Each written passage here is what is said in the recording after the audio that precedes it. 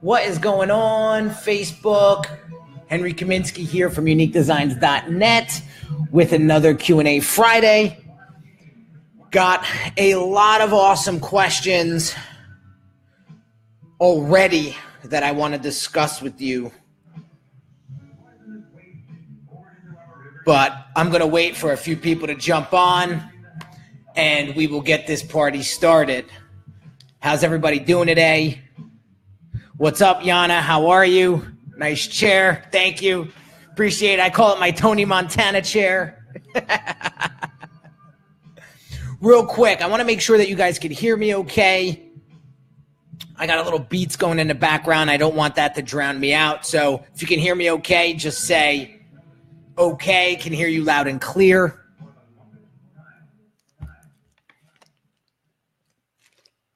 M. Daniel Walsh is in the house. What's going on, my friend?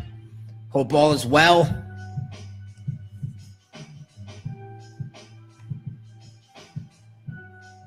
Okay, music is not loud, not too loud. All right, awesome. I want to give a big shout out to Colby K for giving me the idea of putting some beats behind the Beauty Addiction NY. That's what's up. Big shout out to Colby for giving me the idea of putting some music to these lives going forward, and especially for Q&A Friday, since these are a little bit longer. What's up, Fred? What's going on? Hope all is well. Newbies in, I see a lot of newbies in the house. Yana, Fred.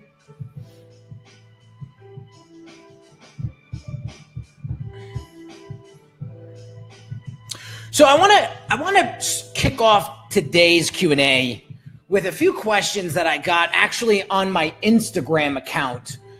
I do a lot of Instagram live work over there because I have a pretty big following over there. We're approaching 50,000 followers, and I like to jump on the Q&As there because it's a bigger audience and you get a lot of great questions. And hey, what's up, Jessica? How are you? Hope all is well. So I did a Q&A a couple days ago, and I got a lot of great questions, and I want to bring them to Facebook and introduce them to you because a lot of you guys aren't following me on Instagram, and I thought these questions were very, very valid. So it's funny, you know, as a brand developer and a brand builder and designer, sometimes we think we know what our audience is interested in, and when it comes down to it, they're interested and they're worried about completely different things. And it's good to get a pulse on this so you know what to deliver to them so that they can deem you as a valuable piece of content or a valuable resource, right? So a couple of questions. One follower said, what's your advice on scaling and building a team? So what does that have to do with brand building? Well, everything, because if you're trying to do everything inside of your brand, you're the accountant, you're the marketer, you're the salesperson, you know, you're the content creator, you're the face, you're how do you stand a chance on scaling? You can't. There's no possible way you can scale if it's you doing everything. So I told them, you know, my first piece of advice when it comes to scaling your business is you got to just start. You got to hire your first person and start from there. And who knows, that person can turn out to be awesome. That person can turn out to be a complete flop. You don't know unless you just get out there and just hire them. Right? So just a quick background on how I developed my team. So about 2 years ago, I started investing in my team and replacing myself, because one of my mentors back then said, you know, you have to eventually start to replace yourself because you're not going to be able to do it all on your own. I love this beat. This beat is sick. So anyway, did a little squirrel moment there. So what did I do? I hired my first assistant. And there's different channels and different ways you can hire assistants. And my entire team is virtual. Okay, so I actually hired somebody to help me teach me, basically, how to hire help. And you may think that sounds stupid, but if you don't know the proper way to hire a virtual assistant, you're going to get the wrong virtual assistant every single time. So he taught me how to hire. There's a very specific process, and I followed that to the T, which led me to the virtual assistant that I have today, who is my right hand inside of Unique Designz. And honestly, without her, I would not be able to create several layers of content per day and get out in front of my audience trying to do it all by myself. So I got help. I found someone who could help me learn how to hire. The first person I hired was my virtual assistant. Then we went into hiring different designers, different web developers, different UX designers, different ClickFunnels designers, and then I start to build out my team. So now we have a solid 8-person team. We're on in 4 different continents, and we all work inside of a project management platform that keeps everything organized, which allows me to scale and do what I do best and delegate all the work out to the appropriate people that allows me to just crush. So my advice is to start small, start with a project manager first, then build out from there. Find out what it is that you suck at and just delegate that out to somebody who's really, really good. So that's question number 1. Another question, which I thought was interesting, really nothing to do with branding, but everything to do with branding if you associate this question with it. So the question was, is it true that the mentor finds the mentee? And it's an interesting question because in the beginning, I was out there searching for my mentor, and it was very hard to find because you don't know what that person's really like in real life. You see them online and you think that they're the best thing since sliced bread. And, sometimes you hire them and they turn out to be, not so reliable, not so helpful, not so valuable. Now, thank God that hasn't happened to me. Luckily, I've had some great mentors. Maybe hired the wrong person here and there for some strategical things, but for the most part, I went out and I found the right mentor because I aligned with that mentor's values, right? So Russell Brunson, for example, he was probably one of the first mentors I hired at the high ticket level, right?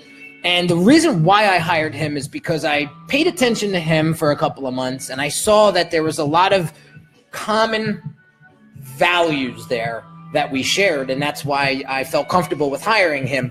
Now, recently, one of my current mentors actually found me, and he was actually in one of the Facebook groups that I was part of and saw what I was doing, saw my potential, got inspired, got fired up, and said, dude, I want to mentor you. Like, I want to help you. I want you to be my protege. I want you have so much potential. You just need to get polished up. And it's funny, even as a brand developer, everybody needs, in my opinion, a mentor or a coach to help level them up. Because there's no such thing in my world as complacency. And this mentor kind of found me, and we've been working together now for, oh my God, now almost 90 days, almost 3 months, a little over 3 months. And he's helped me create 3 record-breaking revenue months for me. So big shout out to him because I know he's watching right now. So that is the question about mentors finding mentees. Me personally, if you don't have a mentor or coach, you're only going to be able to grow as far as your limitation, and that's one of the things that my mentor said to me when we first started working together was, he's like, you're only going to be able to grow as much as you know. So I'm here to help you crack that glass ceiling and blast through. And that's what I did. And so he gave me the structure and he gave me the guidance, and we're on month 4 now, and massive change in revenues and just production and connecting with my audience. So get a mentor, get a coach. Here's another great question. What's your advice for someone who has a vision but doesn't know how to get there? So I just want to take a quick second and just acknowledge some people that just joined. Carlo Bononi, what's up, Carlo? Long time no talk. Hope all is well, brother. Dion Machochi, cousin Dion, what's going on, man? Hope all is well. Jodine, how are you, Jodine? Nick Carnival, what's up, Nick? Nick's the godfather of my son, Dante. Big shout out to Nick. Thank you for joining and being part of today's Q&A. Yes, thank you. You're welcome, Carlo. Carlo is actually a rock star in his industry. Did some work with Carlo back in the day, and just watching him progress is just absolutely amazing. So big shout out to Carlo. Sarah Benice, hope I'm pronouncing that right, just joined. What's up, Sarah? Welcome to the Q&A Friday. So getting back to the question, what's your advice for someone who has a vision but doesn't know how to get there? Nick has lots of questions. So Nick, drop them in the comments and I'll be sure to get to them. So just drop them in. So advice for somebody who has a vision but doesn't know how to get there. It's actually a really easy answer for this. And it's one that I've been implementing since 2-3 years ago. You know, and I mentioned this yesterday in one of the daily gems, is I'm not going to be hiring anybody in the future unless they are achieving what it is that I want to achieve. And so Tony Robbins says this a lot, and I heard him say it in one of in one of his videos. Success leaves clues, right? So if there's an entrepreneur out there that you aspire to be like, or aspire to achieve what they're achieving, don't just watch them on YouTube. Don't just watch them on social media. Watch what they're doing, right? And how they're doing it, and model it. I'll give you a quick example. Andy Frisella, great guy, has a great business, and he has a podcast that's very popular. And I noticed some of the content that he was putting out on Instagram, where he would video the podcast and then have his video editor chop it up into a 60-second clip, and then he would be able to post it on Instagram. And he would drop these little nuggets of value and basically showcase that podcast episode in a 60-second clip. I thought that was a brilliant idea. So what does Henry start to do? He gets on the email with his video crew and says, watch this guy. He's onto something. He does it really well. I want to model it, but I just don't want to copy. I want to innovate. I want to make it my own. So what did I do? I started creating my content the way I wanted to see it, with my logo and my spin. And now if you go to my Instagram, and I've dropped a few of these on Facebook now, you'll see these little 60-second clips from my podcast episodes. And now what's happening is people are getting a taste and now reaching out to me going, hey, where can I find the full version of that podcast? Well, go to my website, go to iTunes, go check it out. And bam, I start to create an audience. So, you know, I said this 100 times already, but without attention, you don't have a brand. Without customers, you don't have a brand. Without an audience, you don't have a brand. So I would be paying attention to building an audience and getting that attention And then the second thing I would be paying attention to is making sure that my product or service is legit. And it's actually something someone wants, and it's actually good. So that's that. Michael Tasner, what's going on, my friend? Welcome. James Jones, what's going on? Ryan Margolin, what's up? Nicole Stoll, what's going on, Nicole? Stoll Train's in the house. So Nick Carnival has a question. My company's brand is not well known in wide circles, but it's strong in certain segments. We plan on doing some social media, Facebook, IG, and LinkedIn posts to get more awareness. How effective is this? Our product is legit and awesome. Your product is legit and awesome, Nick, because I actually have 2 monitors behind me from your business, from your company. So, and I know that they're legit because I use them every day. So here's a quick strategy for you, okay? So what you want to do, especially for Instagram, for example, right, is you want to reach out to other influencers, right, that have massive followings, that have your target audience in mind, okay? And you want to collaborate with them. Paid shout outs right now on Instagram are tremendously underpriced.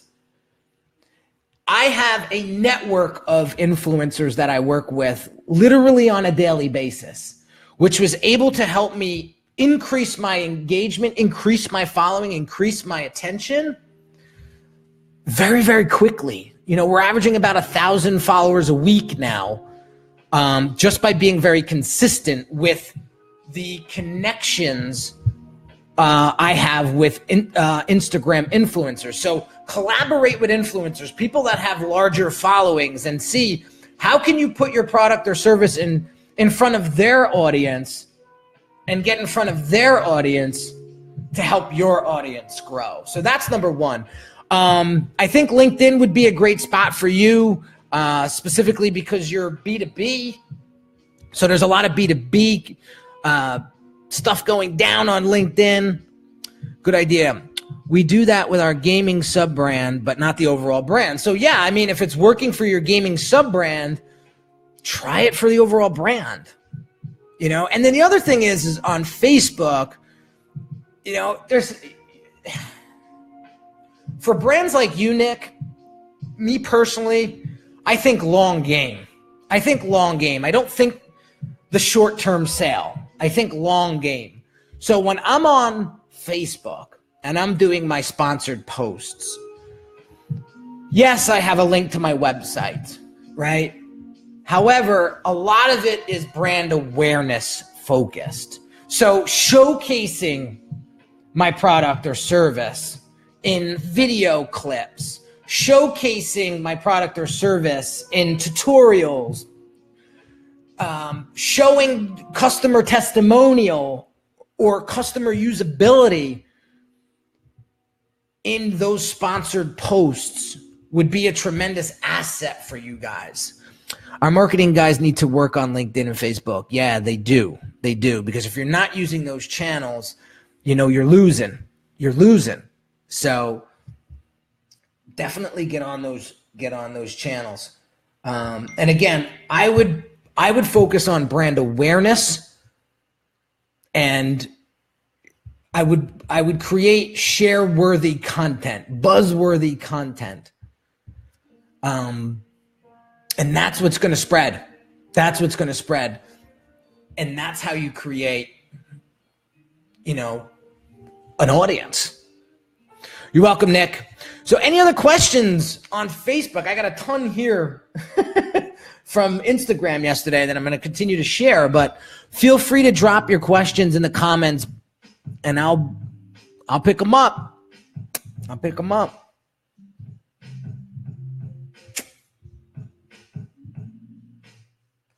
Switch a little angle here. Switch it up a little bit. All right. So another great question. And listen up, guys, because this one's very, very powerful. And I know a lot of you guys tuning in right now are going to be able to implement this and probably have been asking this question to yourself 100 times. how do you know what to give as upfront value? I'll say the question again. What do you know? How do you know what to give as value up front? Because everyone is so afraid of giving away the farm, right? Because if you give away the farm, then why would your potential client need you, right? They could just consume all of your content free and try to do it themselves, right? So here's sort of a rule of thumb that I use when delivering that value up front. So I ask myself, and ask yourself the same, what does your ideal client need to know, understand, be aware of, or believe? What does your ideal client need to know, understand, or be aware of, or believe? That's the type of content that you got to be putting out there on a daily basis. And if you ever get that little gut feeling that says, you know, am I giving away the farm? Like, am I giving away too much information? That's the sign that tells you that that's the information that you need to be giving. That's it. So that was a great question from one of my Instagram followers. And if you follow that strategy, you're going to be able to put out the right content to the right people and really get people to connect with you and make you the trusted advisor that you want to be creating, that perception that you want to be creating for yourself. So, Jerry Camerata, what's going on, Jerry? Hope all is well. Hope the little guy's doing well. All right, a couple more questions here, and I'll wrap it up. So the other question was, what's the difference between branding and design? What's the difference between branding and design? So it's interesting. There is a very distinct difference between branding and design. You think of it like building a house, okay? Think of it like building a house. You don't bring in the interior decorator until the house is built, okay? You don't bring in the interior decorator until the house is built. So the brand developer is sort of like the architect, okay? And the designer is sort of the subcontractor that you hire to bring that brand to life. So a lot of designers are pointing themselves off as brand developers, but all they're really doing is just making things pretty. There's a lot of other things that go into brand development, like messaging, like tonality, like personality, like missions and manifestos and values and positioning and packaging and all of that stuff, right? So you have to brand your business first, then you bring in the interior designer and you decorate like a multi-million-dollar home, right? In my opinion, you know, that's the way I roll. So that's the difference between branding and design. So branding is building the house, the architecture of the house and building all that out. And then the design is actually making it look beautiful and stylizing it to match your brand's identity. So this is a great question. Chris Lowry, what's going on? Thanks for jumping in today. Welcome to the Q&A. So any other questions? Any other questions coming from the Facebook audience? Drop them down in the comments. That's what today's all about, my friends. So I'm going to leave you with one more question because I think this is very powerful. And with a lot of my branding on demand clients and a lot of my brand accelerator clients, we do not go past go until we get this right. So the question is, how do I define my target audience? How do I define my target audience? So there's a ton of ways you could define your target audience. First and foremost, you got to ask yourself, who do I want to serve? Who do I want to help? Who do I get the most, reward by helping, right? So you got to ask yourself first, who do I want to help? What am I really good at? Who can I help the most, right? Who do I have the most fun with, right? For me, it's personal brands. It's people that have small to medium-sized businesses that want to take their business to the next level. Because I'm all about watching people progress, watching people grow, watching people expand, right? And then when I see the look on their faces when they get that inspiration from the new look and feel and the clarity, it's just inspiring. It makes me just get fired up. I don't know how to explain it, right? So that's first. But after you get past that, there's 5 key ways or 5 key things that you need to kind of look at to make sure that you're defining your target audience appropriately. One is obviously demographics.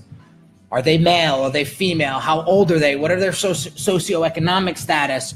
If they're making 50 grand a year and you're selling a $5,000 product, is it something that they're going to be able to even afford, right? Or do you need to look at a higher socioeconomic status? Maybe possibly someone who's making 100+ grand a year that can look at 5 grand and say, all right, it's not that big of an investment. They don't blink an eye, they buy, right? So socioeconomic status. The other thing is you want to look at your client's values or potential client's values. You want to have a pulse on your potential client's values, because when your values align up with their values, there's an emotional connection there. There's a reason why I spent a lot of money with Russell Brunson a couple years ago.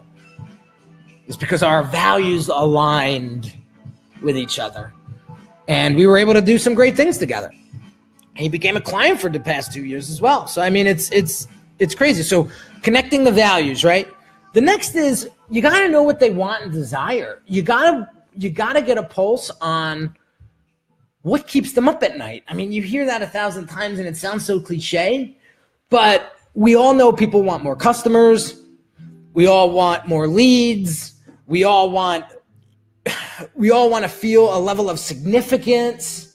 We want to feel a level of contribution. We all want to feel important, right? That's the baseline stuff, right? So getting a little bit past that, it's what do they want? What do they desire? And talking to that, because that's what's going to help you, again, connect and resonate with that target audience. What's up, Rob Hines? What's going on? Thanks for joining. And then the other part is you need to tap into the double F concept. And what is the double F concept? It's the fears and frustrations of your target audience. What are they frustrated with? What are they fearing?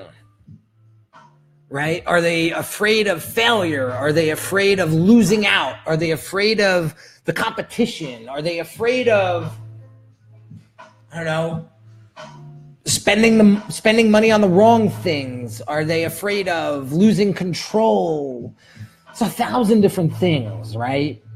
Afraid of hiring the wrong person. I can tell you this, guys. If you play with afraid of losing instead of so playing not to lose versus playing to win are 2 different ways of playing. So play to win. Like that mindset is going to take you in a way different direction than playing not to lose. So tapping into your target audience's fears and frustrations is powerful. So the 2F concept, right? And then you want to tap into their key purchasing behaviors. What is that? Like their key purchasing behaviors. So what are they actually buying? What are they actually buying? So when somebody goes out and tries and not solicits me, but reaches out to me for a product or service, I know what they're buying. Like I know what they want to buy. They're not buying this. They're not buying a pretty website.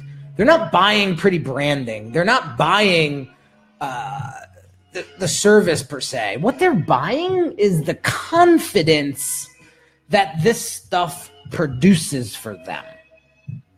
They're buying confidence. They're buying the next level, right? They're buying the inspiration. They're buying that ability to attract a better quality customer, right? Another example is, when you go and there's people that spend $100 on skin cream, right? Where there's other skin cream out there that's $5 that does the same thing. Why are they spending the $100 on the skin cream? Because in their mind, they perceive that skin cream is better and that it's going to make them more beautiful than the $5 skin cream. Again, they're buying the beauty. They're buying the bragging rights, maybe. I spend $100 on my skin cream. I mean, that's reality, guys. It's reality. But so key purchasing decisions, why are they buying what they're buying? Understanding that is powerful. And when you can direct your messaging towards that. Guys, Gary Vee said this yesterday in a video, and it's funny because a lot of the big stuff that Gary puts out flies right over the radar, for me at least, right? I look at the tiny nuances that he puts out, the little messaging that he puts out, the stuff that's 7 layers deep, right? And he said something yesterday that really made sense. And it's, if you just apply this every single day to your messaging before you put it out, you're going to win.